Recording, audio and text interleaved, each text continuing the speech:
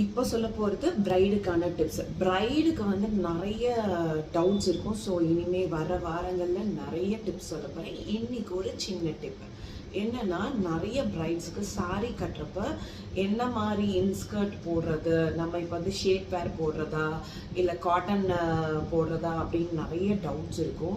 Most of the professionals எல்லாருமே கேட்குறது என்னென்னா காட்டன் இன்ஸ்கர்ட் தான் கேட்பாங்க. ஏன் அப்படி காட்டன் இன்ஸ்கர்ட் கேட்பாங்க? அதுவும் பார்த்தீங்கன்னா வாஷ் பண்ணாமல், அதாவது தண்ணியில் நினைக்காத புது காட்டன் இன்ஸ்கர்ட் தான் வேணும்னு கேட்பாங்க. எதனாலனா அந்த ஷேப் வேரில் பார்த்தீங்கன்னா அந்த எலாஸ்டிக் மெட்டீரியல் இருக்கும், அதாவது ஃப்ளெக்சிபிளாக இருக்கிறனால அகெயின் நம்ம பின் பண்ண இடத்துல இருந்து திருப்பி அகெயின் கெட் பேக் ஆகிடும்.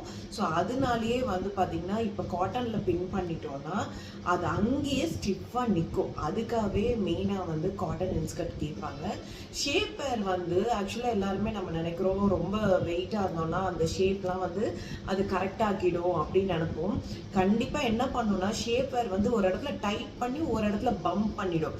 ஸோ நீங்கள் அடியில் போட்டிங்கன்னா என்ன ஆகும்னா உங்கள் டம்மி வந்து ரொம்ப பெருசாக முன்னாடி பல்ஜாக தெரியும். நிறைய பிரைட்ஸ் வந்து ரொம்ப காம்ப்ளிகேட்டடாக இதை ஃபீல் பண்ணி ரொம்ப அசிங்கமாக இருக்குது.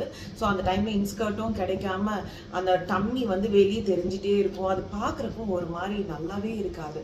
அதனால ரொம்ப நீங்கள் வந்து ப்ரிஃபர் பண்ணுறது, நீங்கள் வெயிட்டாக இருக்கீங்க அப்படின்லாம் கவலைப்படாதீங்க. கண்டிப்பாக உங்கள் மேக்கப் ஆர்டிஸ்ட் வந்து டைட்டாக கட்டி விட்டுருவாங்க. நீங்கள் காட்டன் இன்ஸ்கர்ட்டு வாஷ் பண்ணாத எடுத்துகிட்டு போனீங்கன்னா ரொம்ப பெட்டராக இருக்கும். அதுதான் வந்து சேஃப் அண்ட் செக்யூர். ரொம்ப அழகாக உங்களை காட்டும். கண்டிப்பாக குண்டாக காட்டவே காட்டாது. பிகாஸ் உங்கள் ட்ரேபிஸ்ட்டு, உங்கள் மேக்கப் ஆர்டிஸ்ட் சூப்பராக கட்டி விடுவாங்க. தேங்க்யூ.